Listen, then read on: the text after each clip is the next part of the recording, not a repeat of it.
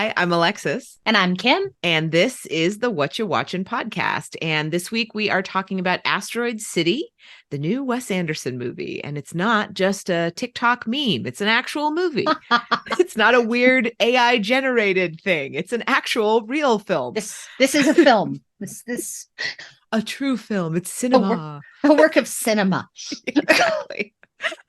So we'll just jump right in. Kim, I think we both really liked this movie, but what did you think of Asteroid City? So I have made no secret of the fact I am not the most up to date on Wes Anderson. I skip rocks kind of with him. Some I see him, some I don't. Last time I caught up, I was in a deep Adrian Brody rabbit hole, and I think this is going to continue this. But I have to say, of the ones that I've seen, Darjeeling Limited, Tenenbaums, by far and away my favorite. I was just smitten with this thing right from the get-go. Maybe it's the penchant for the candy-colored period pieces. I don't know. But every frame of this works. Really, like we were saying with Spider-Man last week, every frame of this is so perfectly, meticulously crafted.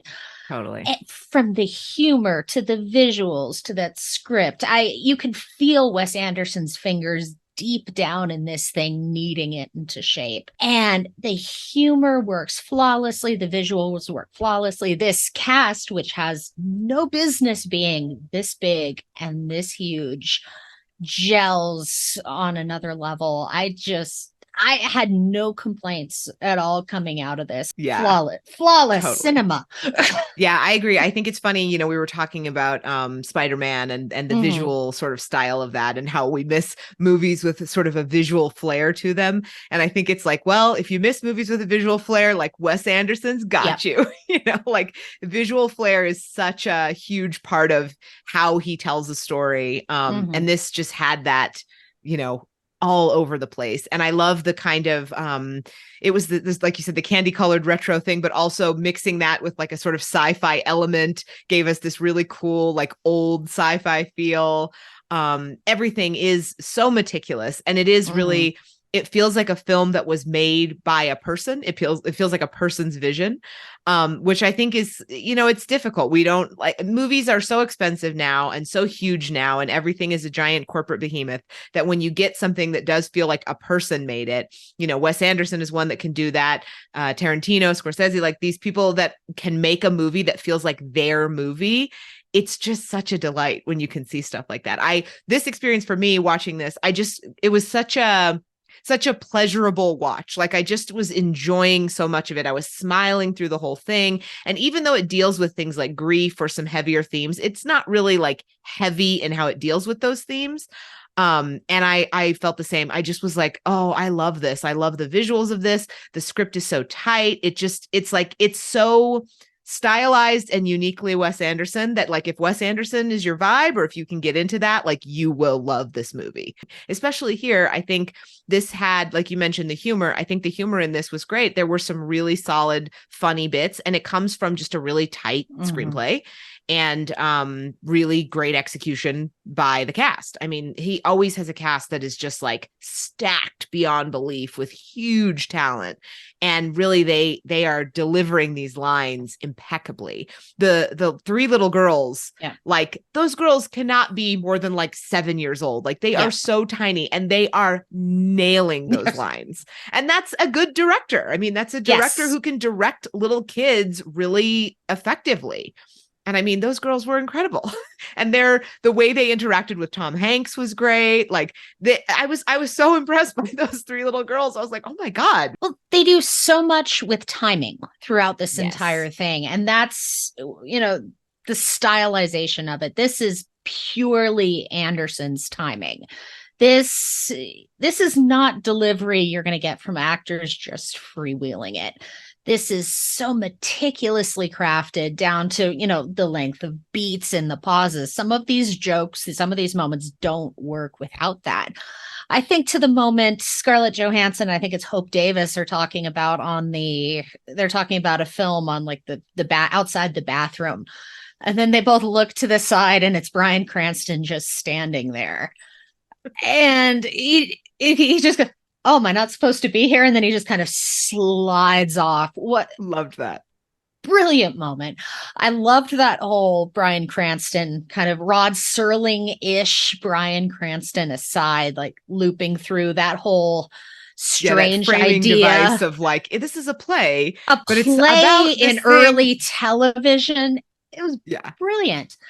And auteur can be such a dirty word now in film circles, and I don't understand that. And I think that's where some of the criticism Anderson gets is probably stemming from that, because this shows you the work of just delightfulness that you can get when you have a filmmaker who's able to uniquely bring together a cast and a crew to execute this, because you do not have something that comes off this smoothly without somebody nailing down every square inch of this.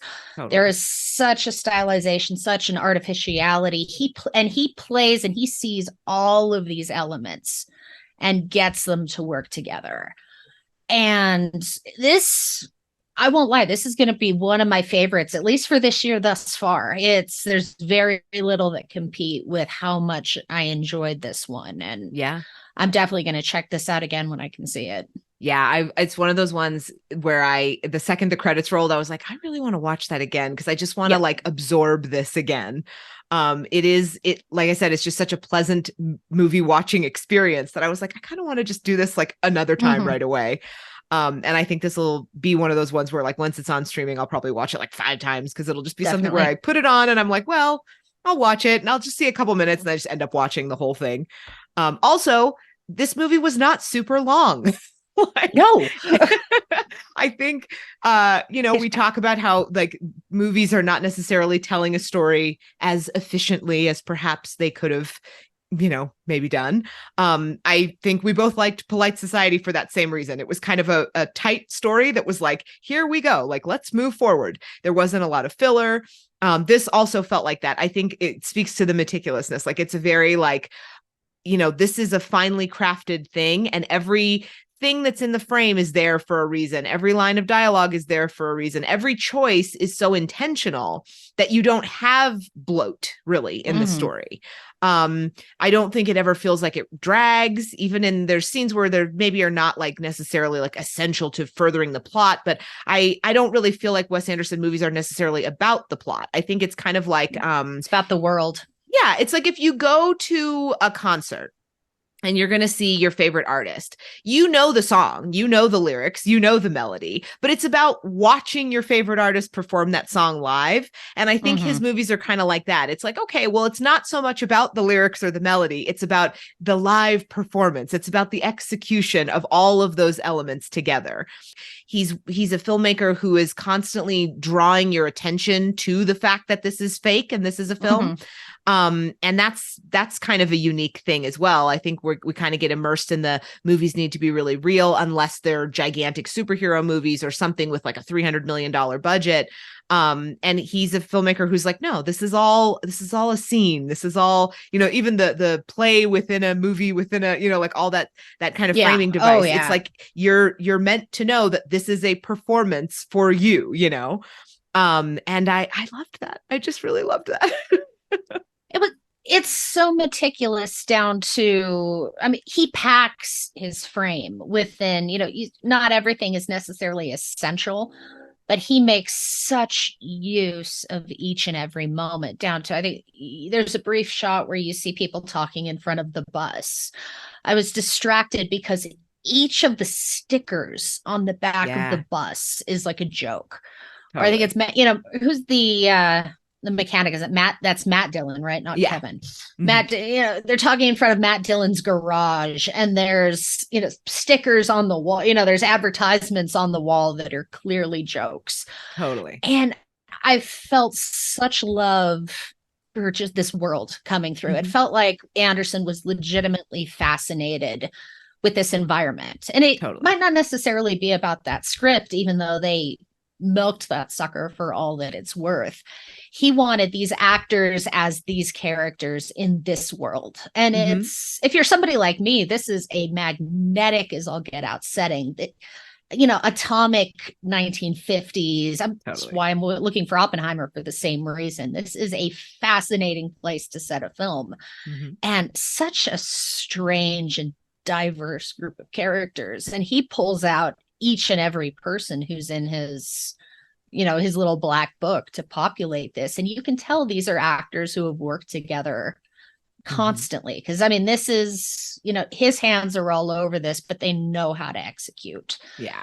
And I couldn't look away from Jason Schwartzman. I thought he was great, down to Hong Chow and basically a throwaway part. But totally.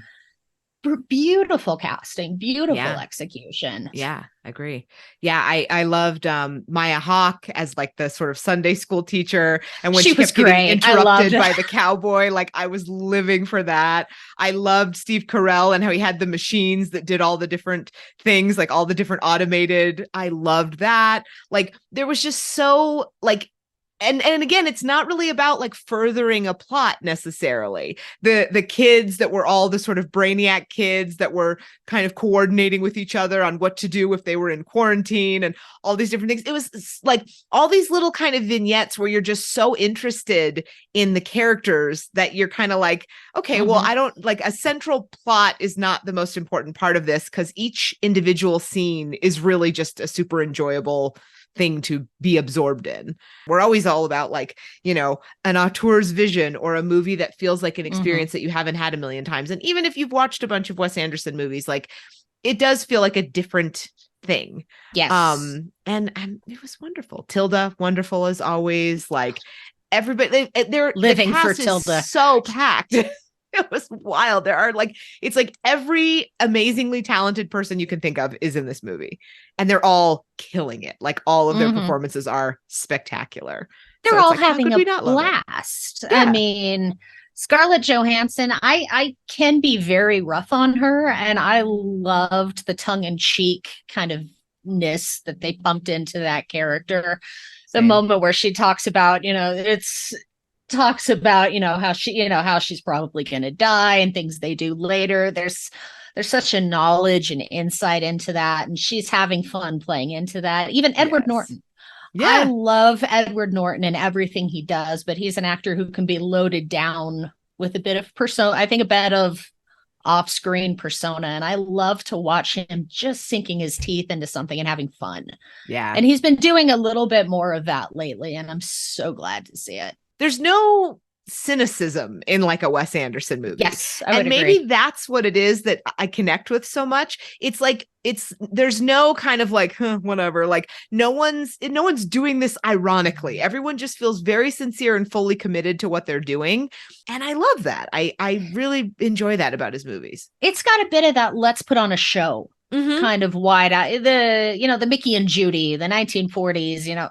There's a bunch of people who believe in a vision. They're committed to the vision. And this plays into the whole theatrical thing. You've got the layers there, but they're all committed to that vision, and it comes together beautifully. I feel like, especially now when our choices are giant blockbusters or things on streaming, it's nice to be like, well, sometimes you can see a movie in a theater that's just like how movies used to be. IP doesn't have to dictate everything. And it's the pool as directors is getting so small who can do the full-on auteur thing. You have to, Anderson's been doing this for 20 plus years, Tarantino. These are the old men of the industry at this point, the Scorseses. These are the men who can come in and go, no, I'm going to do my movie. The Spielbergs, I'm going to come in, I'm going to do my movie. Cameron, I paid for this building. Screw you. Get the heck out of my office. Totally. And with the dearth of business in this industry now, the studios where they are, the amount of producers where they are, they value IP. They value the journeyman directors who can come in and follow directions, do what they're told, spit out a hazy brown looking superhero film before they move on to their next one. We need to bring back the art. And it kills me that we have to go to a certain level of either legendary director or no budget in order to be able to nurse through an image or to nurse through a vision, because this is art. This is about creativity. And it should be about the creativity and the art, not who's going to come in and see insert IP because it's taken up half of the multiplex and there's no room for anything else. Totally. Yeah. It's like, I don't know why these things can't coexist. And I get that it's like part of it is just, well, we need 87 screenings of Doctor Strange every single day for some reason. But it's like, you know, could these things coexist? Can we have, and not just in like the indie theater in your town or like, you know, at a Landmark or an Alamo or whatever, like, can we just have where these movies, we can go see a Wes Anderson movie in the same theater that we can go see whatever new Avengers thing is, or, you know, we're going to have The Flash pretty soon. Like maybe we could have where all of that stuff just exists and we're able to just experience film as a whole, you know? Well, they've attempted to crossbreed the two.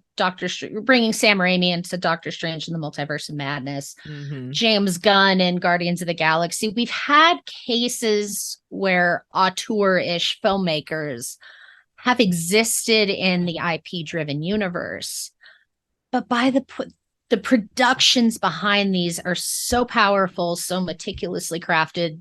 You know, 25 producers exercising their will, beating the life out of a film. Yeah. What director that values his image, their image? I want a woman to get up to that level. Yeah. What director that values their image and their vision is going to want to jump into a situation like that? Yeah. We saw what happened with Chloe Zhao in The Eternals. It just becomes like trying to turn a cruise ship where it's like, okay, it's too massive and it's too huge. And if you need to do a quick U-turn in a cruise ship, you're in trouble. But you can do that in a smaller ship, you know? So it's like, we just get to where we're going to start. I mean, and I'm okay with things having smaller budgets as long as things can still be executed to a pretty good level. I don't know that necessarily every one of the auteur directors could deal with like, what if your budget was almost nothing and you had to make this movie? But maybe the next sort of generation will be people who are like micro budget filmmakers who know that they're not going to get $300 million. Yeah, exactly. They're making something that's really tiny for like streaming or whatever. And maybe in that case, we can start to see it. It's going to be a really weird, like, especially with the writer's strike and everything, like the next maybe 5 years of movies and TV are going to be very bizarre. I mean, we have the writers striking now with no intent, you know, no sign of hope yet that they're coming back. The actors are looking like they're heading that way too. And a lot of the Twitter gossip makes it sound like the directors, despite that deal, are leaning that way as well. This could be a reset that the industry desperately needs. Yeah. I'm just scared we're going to end up with like 8 million reality shows and movies will be dead and everything will be dead and all sort of the clever, well-written things will be dead. And it'll just be like season 47 of we took 12 singles and put them in a hotel and then we got them all drunk and they all had sex with each other and now they're fighting. The show. I think I just saw Celebs on Mars. We're dropping the kids from Modern Family in a NASA training center and making them pretend they're on Mars. What are we doing? Please, can someone just please pay writers? Can someone please pay writers? I don't want them Celebs on Mars. Just pay the writers. I don't want this. It's so grim. It's so sad. It's so grim. It's just like, and it's like right now we get to absorb all these wonderful things that happened pre-writer strike, but like our future is so grim. And I feel bad because I feel like we do shit on comic book movies a lot, but we did like Spider-Verse, you know? Like you can do it in a way that's creative. Yeah, exactly. We still see them because that's just sort of the standard of what movies are now. I write for Geek Girl Authority. I have been nerdy for as long as I can remember. Captain America, the First Avenger is one of my favorite films. Yeah. So I give Marvel a lot of crap. Marvel as it exists now rubs me the wrong way. I thought what But it Marvel was a did masterpiece for a while. 2008 Yeah. through What, 18 or something? When eight was Endgame? Endgame, I guess. Yeah. And to me, Endgame, I was starting to lose it a little bit, but the crafting, the organization, the deliberate, especially that first wave before they built up to the Joss Whedon Avengers, how they laid that out and established it. To me, that was a work of genius, how they built that universe. Yeah. And it was about the characters, it was about the world. They created a world, and I can't think of many opportunities where we've really seen that. Yeah, I mean, that throughout. level of like enormous storytelling has really not even been attempted before. So it is groundbreaking. And it was, I mean, those movies did well because they were good and fun, you know, and they're not doing as well now because they're not as good and not as fun. So well, it's it's a conveyor belt now. Yeah, exactly. Like, it was successful for a reason. And the reason was because they were great movies. They were really enjoyable. They did feel like they had a mixture of like, yes, it's a giant corporate machine, but you can still tell a story and do something that's like artistic within that, particularly the Guardians movies. But it's like, you know, I mean, they could go back to that. I think it's just they're at a point now where the money is dictating so much that the art is much more secondary than it was before. But you know, they could go back. They could right the ship if they wanted to. And something like Asteroid City, segueing it, bring it full circle, shows us what you can do when you prioritize that world. And there are moments there with the backdrops where I could not tell if that was a backdrop or if that was CG. He didn't have that, you know, the bland haze over the top of it. Totally. But it's just such a truly brilliant, I keep saying it, truly brilliant, truly beautiful execution. And it shows you, that's what Marvel was starting to do. It shows you what cinema allows you to do and what you can create if you truly value it as an art form. Totally. And we've been losing, I think it came back briefly in maybe the 90s or something, but it's ever since the 70s, it's been moving so much towards a business. Yeah. And yes, there's so much money sunk into this. But we shouldn't have to go down to the baby, you know, the straight to VHS, to use a dated term, films to get execution and to get a vision like this. We should be allowed to, the mid-range adult film. This is a mid-budget adult movie, and I like them, and I miss having more of them. Same. Absolutely the same. Yeah. I completely agree. This movie made me want a million more movies like this to exist. So I hope that we can get those at some point. I added What Moonrise Kingdom to my watch list. I want to finish I want to coast through the rest of the Andersons. Yes. All of his movies are just so visually interesting too, that like, you know, you really get absorbed in the world just because of the really cool visuals. And I know the visuals now, people, it's like, you know, it's the TikTok trend, it's the whatever, but it's like that style is so distinct because it's good and memorable. It's good. Yeah. Yeah, exactly. So it's like, yeah, well, good. I mean, we all like, you know, we all know kind of like what a Scorsese gangster picture looks like. We all know what like a Wes Anderson movie looks like. You know, we all kind of know these things, and it's because like there is a standard for that, and the standard is really good, and that's why we know those things. And can we take a moment? Is it a spoiler? The alien, the little alien. I mean, I don't know what's considered a spoiler because the sort of story of this is not that important. There's an alien in it, and the alien is great. It comes down on the little thing, and then just he just slides over to do what he's going to do. So good. Silence, simple, hysterical. The expression of the alien. The expression. Oh, so good. So good. I mean, there's so much to love about this movie, and it is something where the repeat watches, I'm sure, will be just as enjoyable as the first watch. And that's where I'm like, good. I can't wait for that. I want to see this again. And it's under 2 hours. So I really want to see it again. There's so many moments to this that stick with me. I don't know if I can I'm still dreading writing my review and trying to put this into synopsis form. Same. But there are so many shots, so many scenes, so many visual moments that, I still think about today that are still sticking with me, almost a week after we've seen this film. Totally. It's just, it's candy. It's candy colored. It's a visual feast. Yeah, absolutely. Yeah. I mean, we both really loved it. Two thumbs up. Two thumbs way up. Go see it, everyone, so we can have more movies like this. Vote the only way. The only way we'll get more is if we actually see these movies. So please see them. I think so. Our next one, we will talk about The Flash. And then after that, I think we'll have Indiana Jones. And yeah, we're just making it through. Now it's blockbuster time, huge, gigantic movies. Indiana Jones, I'm so nervous for, because I want this to be good so bad, but I'm also terrified that it's going to be terrible.